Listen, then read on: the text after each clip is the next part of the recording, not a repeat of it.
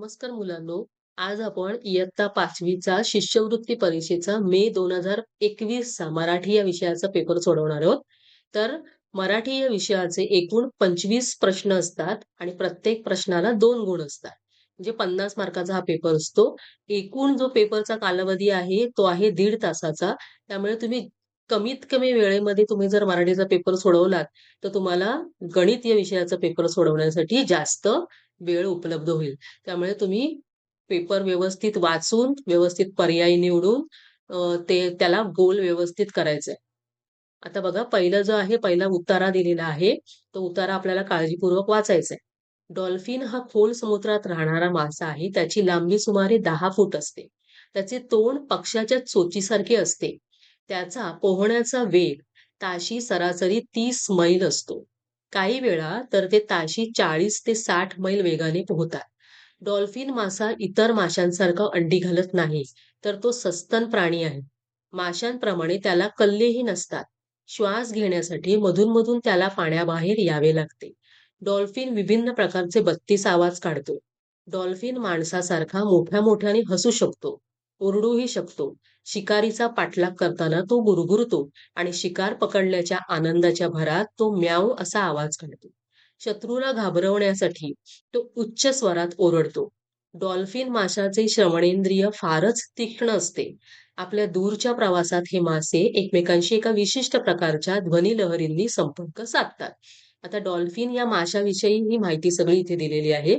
पहिला प्रश्न बघा, डॉल्फिनच्या बाबतीत अचूक माहिती दर्शवणारा पर्याय निवडा. म्हणजे हे जे पर्याय दिलेले आहेत त्यातले बरोबर पर्याय जो ह्या पॅराग्राफमध्ये या उतार्यामध्ये आलाय तो आपल्याला निवडायचा आहे. डॉल्फिन मासा अंडी घालतो. ते जर आपण बघितलं दुसऱ्या पॅराग्राफमध्ये, डॉल्फिन मासा इतर माशांसारखा अंडी घालत नाही. त्यामुळे हा पर्याय चुकीचा आहे. दुसरं आहे, डॉल्फिन मासा अनेक आवाज काढतो. बघा, तर इथे आपल्याला विभिन्न प्रकारचे इथे त्यांनी स्पष्ट सांगितलेले आहे, 32 आवाज करतो. त्यामुळे हा सुद्धा पर्याय येणार नाही. डॉल्फिनचे श्रवणयंत्र तीक्ष्ण नसते. तर शेवटच्या पॅराग्राफमध्ये बघा, डॉल्फिन माशाचे श्रवणेंद्रिय फारच तीक्ष्ण असते. म्हणजे हा पण पर्याय येणार नाही. मग आता राहिला चौथा पर्याय, डॉल्फिनचे तोंड पक्ष्याच्या चोचीसारखे असते. तर बघा पहिल्या पॅराग्राफमध्ये दुसरी ओळ आहे, त्याचे तोंड पक्ष्याच्या चोचीसारखे असते. त्यामुळे आपलं उत्तर येणार पर्याय क्रमांक 4. तर दुसरा प्रश्न बघा, पुढीलपैकी कोणत्या अर्थाचा शब्द उतार्यात आला नाही? आता ह्याच्या अर्थाचा म्हणजे हा शब्दच नसणार आहे, पण ह्याचा समानार्थी शब्द यामध्ये आलेला असणार आहे. तर पहिलं काय आहे? मीन. मीन म्हणजे काय? मासा. तर मासा आलेला आहे बघा इथे. नंतर काय आहे? पारद. पारद म्हणजे काय? शिकार. तर इथे शिकार कुठे आलंय बघा. हे बघा, शिकार हा शब्द इथे आलेला आहे. त्यानंतर तिसरं आहे उथळ आणि चौथा आहे विहंग. हे विहंग आहे, ते टिंब असायला हवं. विहंग म्हणजे पक्षी. तर पक्षी कुठे आलेलं आहे बघा. बघा, पक्षाच्या चोचीसारखं ते पक्ष्याचा उल्लेख आलेला आहे. आणि उथळ, उथळ याचा अर्थ आहे कमी खोल. तर कमी खोल असं त्याला उथळ म्हणतात. पण इथे आपण जर बघितलं तर इथे आपल्याला खोल हा शब्द आलेला आहे. म्हणजे विरुद्धार्थी शब्द आलेला आहे. त्यामुळे इथे हा न आलेला शब्द आहे उथळ. त्यामुळे पर्याय क्रमांक येणार 3. तर तिसरा प्रश्न बघा, डॉल्फिनला सारखे पाण्याबाहेर का यावे लागते? इथे आपण या पर्याय ह्याच्यामध्ये बघितलं उत्तरामध्ये की त्याला कल्ल्या म्हणजे इतर माशांसारखे त्याला कल्ले नसतात. त्यामुळे त्याला श्वास घेण्यासाठी काय करावं लागतं? पाण्याबाहेर यावं लागतं. त्यामुळे पर्याय क्रमांक येणार 3. आता पुढे काय आहे बघा. पुढे आपल्याला इथे कविता दिलेली आहे. ती आपल्याला काळजीपूर्वक वाचायची आहे आणि त्यावर आधारित 4 ते 6 हे प्रश्न आपल्याला सोडवायचे. भारतवासी आम्ही सारे भारतीय भाई, जमीन पावन भारतातली ही आमुची आई. अनेक भाषा, अनेक भूषा, अनेक सीमा, अनेक रेषा, वंद्य तरी हा एक नकाशा, भिन्न देवळे, भिन्न देवपण, भेदभाव नाही. विविध पाकळ्या एक फुलाच्या, विविध तारका एक नभाच्या, अनेक धारा एक नदीच्या, अनेकतेवर एक तिरंगा झळकत हा राही. अमंगलाचे तोडून बंधन, न्यायनीतीला करून वंदन, उभे इथे उभारू नवीन नंदन, हीच प्रतिज्ञा घुमवू आम्ही दिशातून दाही. भारतवासी आम्ही सारे भारतीय भाई. आता याच्यावर आपल्याला आधारित प्रश्नांची उत्तरं द्यायची. पुढीलपैकी विशेषण आणि नाम यांची कोणती जोडी कवितेमध्ये नाही? म्हणजे यामध्ये नसलेले आपल्याला विशेषण आणि नामची जोडी बघायची. आता इथे पहिलं म्हणजे ह्या पहिल्या आधी जे पर्याय दिलेत ते वाचून घ्यायचं. भेदभाव, विविध तारका, आमची आई आणि अनेक भाषा. तर यामध्ये विविध तारका हे सगळे चारही पर्याय त्या कवितेत आले. पण त्यामध्ये विशेषण आणि नाम कोणती जोडी कवितेमध्ये नाही असं म्हटलंय. तर इथे बघा तारका, विविध तारका हे काय आहे? तारका हे नाम आहे आणि विविध हे विशेषण आहे. आई हे नाम आहे, अमुची हे विशेषण आहे आणि भाषा हे नाम आहे आणि अनेक हे विशेषण आहे. म्हणजे नामाबद्दल विशेष माहिती सांगणाऱ्या शब्दाला आपण विशेषण म्हणतो. पण इथे भेद आणि भाव हे विशेषण आणि नाम यांची जोडी ही नाही. त्यामुळे हा पर्याय एक येणार उत्तर आपलं. तर पुढे बघा कवितेतील वर्णनाशी न जुळणारा कोणता पर्याय आहे? म्हणजे कवितेमध्ये ह्या वर्णनाचं काही नाहीये असं काय आहे? भारतात अनेक भाषा बोलल्या जातात. तर ते बघा अनेक भाषा अनेक भूषा. हं? हे आहे यामध्ये. अमंगलाचे बंधन न तोडण्याची प्रतिज्ञा सर्वत्र केली.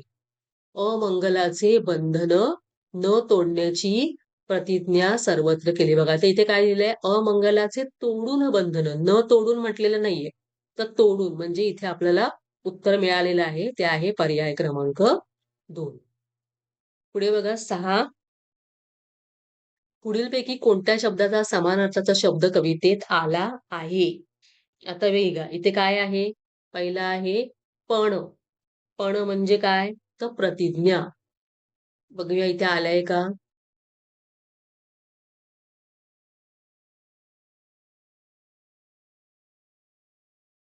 बघा प्रतिज्ञा हा शब्द आलेला आहे. म्हणजे आपल्याला पहिल्याच पर्यायामध्ये उत्तर मिळालेलं आहे. म्हणजे पर्याय क्रमांक येणार 1. तर बघा पुढचं. खालील वाक्यातील विशेषण ओळखा. तरसाचा ठसा 3 इंच लांब असतो. आता इथे बघा काय येणार आहे? पहिला पर्याय आहे 3. दुसरा आहे ठसा, नंतर 3 इंच आणि लांब.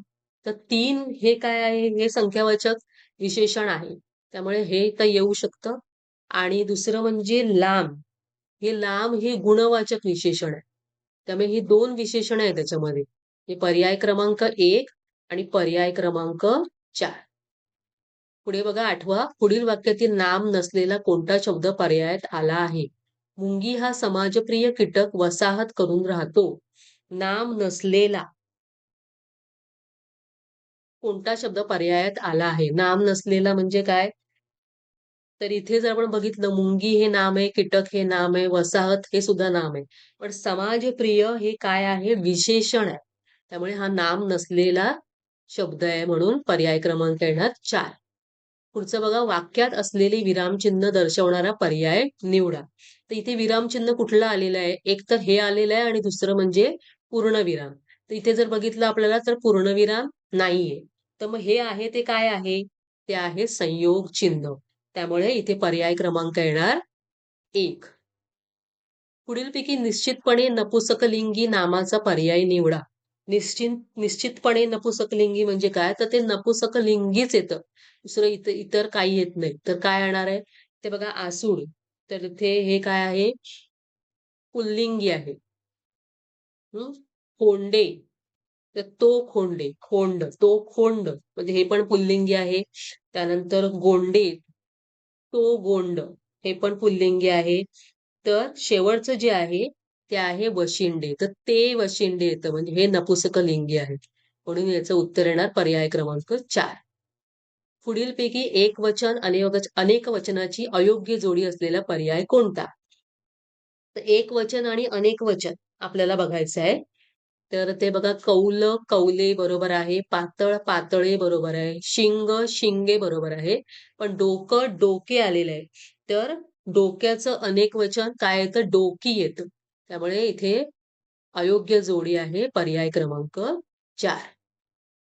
आता पुढचं बघा पुढीलपैकी वाक्प्रचार आणि त्याचा अर्थ यांची चुकीची जोडी कोणती? आता पहिलं काय आहे? पहिला आहे तत्पर असणे, तयार असणे बरोबर आहे. दुलदुलणे म्हणजे हलणे हेही बरोबर आहे. दहा होणे, आग होणे हेही बरोबर आहे. पण फैलावणे, फैलावणे म्हणजे पसरणे. इथे जोराने ओरडणे असं म्हटलेलं आहे. त्यामुळे ही चुकीची जोडी आहे. पर्याय क्रमांक येणार 2. चौकटीतील अक्षरांपासून तयार होणाऱ्या अर्थपूर्ण म्हणीतील कितव्या क्रमांकाची अक्षरे घेतल्यास सविताचा समानार्थी शब्द मिळेल? आता इथे आपल्याला जी अक्षरं दिलेली आहेत त्यावरून आधी आपल्याला म्हण तयार करायची. तर आपल्याला यावरून जी म्हण तयार होते ती आहे, जे न देखे रवी ते देखे कवी. तर इथे खरं म्हणजे हा म दिलेला आहे, पण जे न देखे न आला पाहिजे इथे.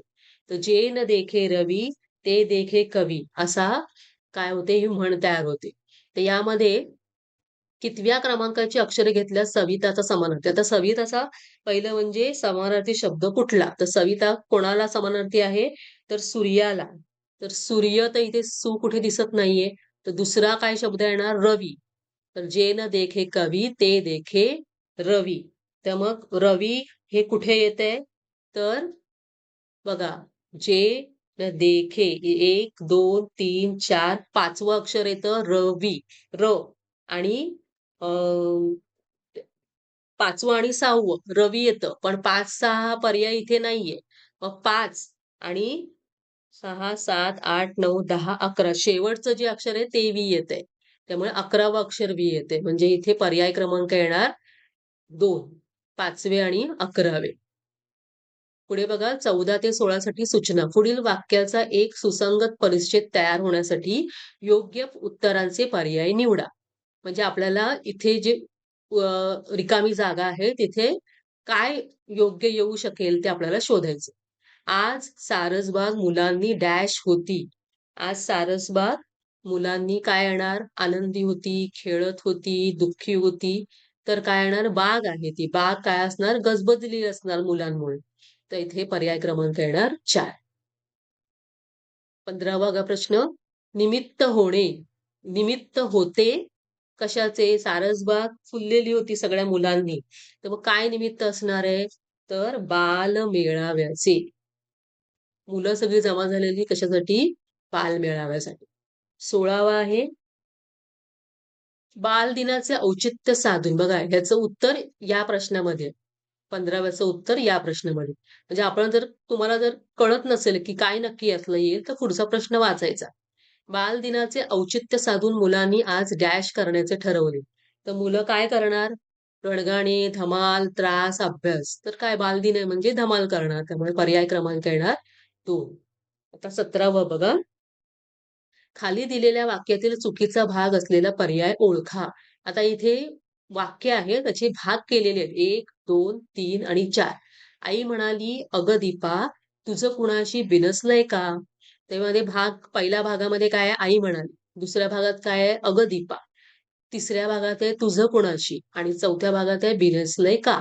यातला चुकीचा भाग कुठला आहे? तर इथे जर बघितलं तर हे तर बरोबर आहे.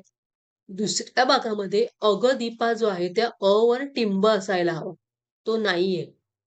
त्यामुळे त्याचा पर्याय क्रमांक येणार 2.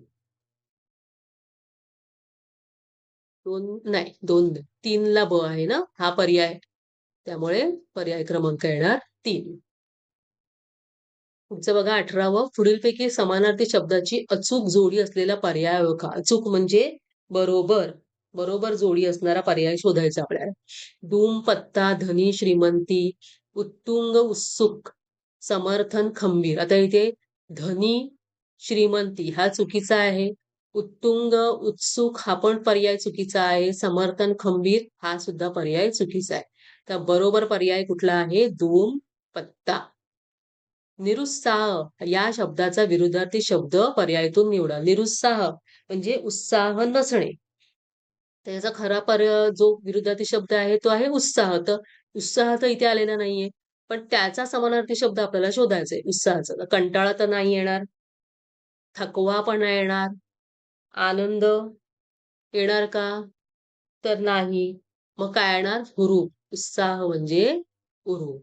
हुरूप. तर पर्याय क्रमांक येणार 3. आता पुढचा प्रश्न बघा काय आहे? क, स, र, ला, कू. या अक्षरापासून तयार होणाऱ्या अर्थपूर्ण शब्दातील कितव्या क्रमांकाची अक्षरे घेतल्यास पाणी या शब्दाचा अर्थ तयार होईल? तर याच्यापासून आपल्याला आधी एक अर्थपूर्ण शब्द तयार करायचा. याच्यापासून अर्थपूर्ण शब्द कुठला तयार होतो? तर कलाकुसर. तर यामध्ये कलाकुसर यामध्ये पाणीचा समानार्थी शब्द. तर पाण्याला समानार्थी शब्द कुठला आहे? ते कलाकुसर जर लिहिलं तर क आणि र हा शब्द येतो पहिला आणि शेवटचा. पहिला आणि पाचवं अक्षर. त्यामुळे त्या पाण्याला समानार्थी शब्द येणार कर, म्हणून याचा पर्याय क्रमांक येणार पहिले आणि पाचवे. खाली दिलेल्या अर्थाचा योग्य अलंकारिक शब्द पर्यायातून निवडा. आता हे बघा, अलंकारिक शब्द आपल्याला निवडायचा आहे. सरळ मार्ग सोडून वाकड्या मार्गाने जाणे. पांढरा हत्ती तर नाही येणार. नसती उठाठेव हे पण नाही येणार. सरळ मार्ग सोडून वाकड्या मार्गाने जाणे अर्थाचं चांडाळ चौकडी सुद्धा नाही येणार. तर पर्याय राहिला 2, द्राविडी प्राणायाम. म्हणजे सरळ काहीतरी करायला जायचं त्याच्याऐवजी वाकडं काहीतरी करणं. तो पर्याय क्रमांक आला 2. पुढीलपैकी प्राणी व त्यांचे घर दर्शवणारी चुकीची जोडी पर्यायातून निवडा. घोडा पागा हे बरोबर आहे. साप बीळ बरोबर आहे. कोंबडी खुराडे बरोबर आहे. तर ससा ढोली नाही येत. ससा काय येतं? बीळ येतं. त्यामुळे इथे चुकीची जोडी आहे पर्याय क्रमांक 3. ठराविक काळाने प्रसिद्ध होणारे या शब्दसमूहासाठी योग्य शब्द पर्यायातून निवडा. आता बघा, पहिला आहे मासिक. मासिक काय आहे? महिन्याने प्रसिद्ध होतं. दुसरं आहे पाक्षिक. पाक्षिक हे 15 दिवसांनी प्रसिद्ध होतं. तिसरं आहे वार्षिक. ते वार्षिक वर्षाने प्रसिद्ध होतं. आणि नियतकालिक जे आहे ते ठराविक काळाने प्रसिद्ध होतं. त्यामुळे इथे पर्याय क्रमांक येणार 4. अभ्यासिले वेद झाला शास्त्रबोध, साहिल्या विविध नाना कळा. या काव्यपंक्ती पुढीलपैकी कोणी रचल्या आहेत? आता जेव्हा तुम्हाला अशा प्रकारे लेखक आणि लेखकाची नावं, धड्यांची नावं आणि लेखकांची नावं किंवा कवितेची ओळी आणि कविता, कवयित्री किंवा कवींची नावं असं जेव्हा प्रश्न विचारला जातो, तेव्हा तुम्हाला ती नावं माहीत असली पाहिजेत. कुठली कविता कोणी लिहिलेली आहे. तर पहिला आहे संत नामदेव, संत सेना महाराज, संत जनाबाई आणि संत एकनाथ. तर ह्या ज्या ओळी ज्या आहेत त्या संत नामदेवांच्या या काव्यपंक्तीमधल्या आहेत. त्यामुळे पर्याय क्रमांक येणार 1. पुढीलपैकी लेख व लेखक यांची अचूक जोडी ओळखा. बघा, आता दुसरा प्रश्न तसाच आलेला आहे. तर या इथे पहिला आहे ढोल दमा मिराजदार. तर ही चुकीची जोडी आहे. ते खरं आहे संजय लोहोकरे. नंतर आहे जनाई सदाशिव माळी दिलेले आहे. ते आहे शंकर पाटील. खरं जे लेखकाचं नाव आहे ते. कठीण समय येता मनोहर भोसले आणि कारागिरी श्रीराम पचिंद्रे. तर कारागिरीचं खरं आहे डॉक्टर सरोजिनी बापट. त्यामुळे तर पर्याय क्रमांक 3 हा बरोबर आहे. कठीण समय येता मोहन भोसले हे असं अचूक पर्याय. तर अशा पद्धतीने आपण आज मराठी या विषयाचा पेपर कशा पद्धतीने सोडवायचा तो बघितलेला आहे. तर असेच तुम्हाला नवनवीन पेपर व्हिडिओज माझे बघायचे असतील तर माझ्या या चॅनलला सबस्क्राईब करा, लाईक करा आणि शेअर करा. तर भेटूया आपल्या पुढच्या व्हिडिओमध्ये.